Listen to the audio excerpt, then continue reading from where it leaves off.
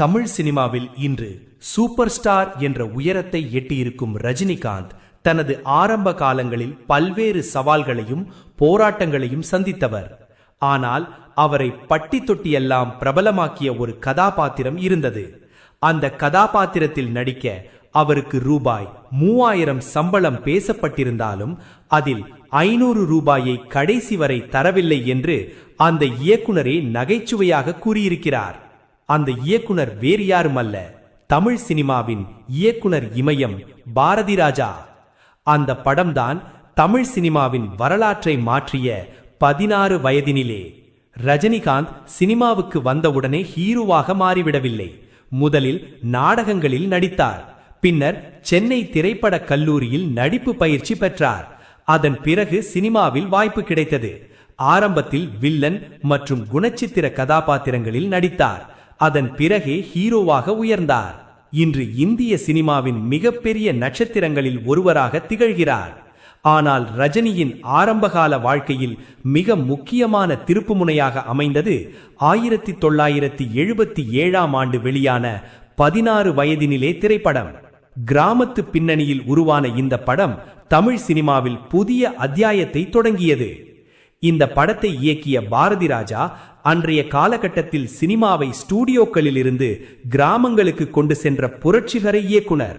உண்மையான வாழ்க்கையை திரையில் காட்ட வேண்டும் என்ற நோக்கத்துடன் பல புதிய முயற்சிகளை செய்தவர். 16 வயதினிலே படத்தில் கமலஹாசன், ஸ்ரீதேவி மற்றும் ரஜினிகாந்த் ஆகியோர் முக்கிய கதாபாத்திரங்களில் நடித்திருந்தனர். இதில் ரஜினி நடித்த பரட்டை என்ற வில்லன் கதாபாத்திரம் ரசிகர்களிடம் மிகப்பெரிய வரவேற்பை பெற்றது.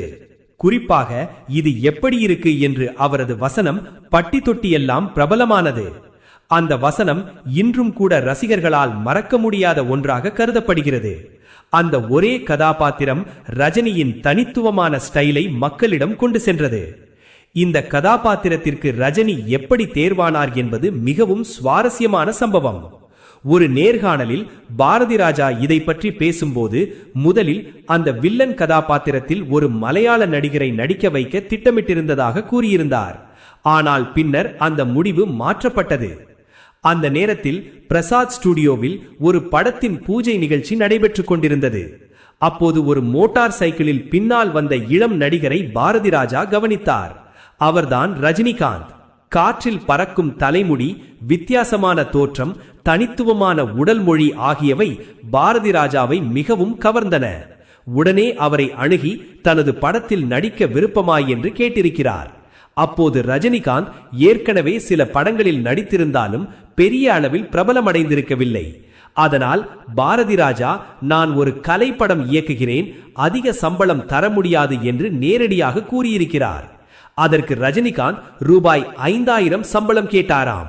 ஆனால் படத்தின் பட்ஜெட் குறைவாக இருந்ததால் பாரதிராஜா ரூபாய் 3000ற்கு பேசி தீர்மானித்துள்ளார். அதன் பிறகு ரஜினி பரட்டை கதாபாத்திரத்தில் நடித்தார். படம் வெளியாகி மிகப்பெரிய வெற்றி பெற்றது. ரஜினியின் நடிப்பும் ரசிகர்களிடம் மிகப்பெரிய வரவேற்பை பெற்றது. ஆனால் இந்த சம்பள கதையில் ஒரு சுவாரஸ்யமான திருப்பம் இருந்தது. பேசப்பட்ட ரூபாய் 3000 முழுமையாக ரஜினிக்கு கொடுக்கப்படவில்லை. அதில் 500 ரூபாய் பாக்கியாகவே இருந்ததாம். அந்த 500 ரூபாயை பின்னர் கொடுக்க வேண்டும் என்று நினைத்திருந்தாலும் காலப்போக்கில் அது மறந்துவிட்டதாக பாரதிராஜா கூறியிருந்தார். இன்னும் வேடிக்கையான விஷயம் என்னவென்றால், ரஜினிகாந்த் பின்னர் சூப்பர் ஸ்டாராக உயர்ந்த பிறகும் அந்த 500 ரூபாய் பாக்கி குறித்து பாரதிராஜாவை கிண்டல் செய்வாராம். எந்த ஒரு நிகழ்ச்சியிலோ மேடையிலோ இருவரும் சந்தித்தால் பாரதி, அந்த 500 ரூபாய் எப்போது தரப்போகிறீர்கள் என்று நகைச்சுவையாக கேட்பாராம் ரஜினி.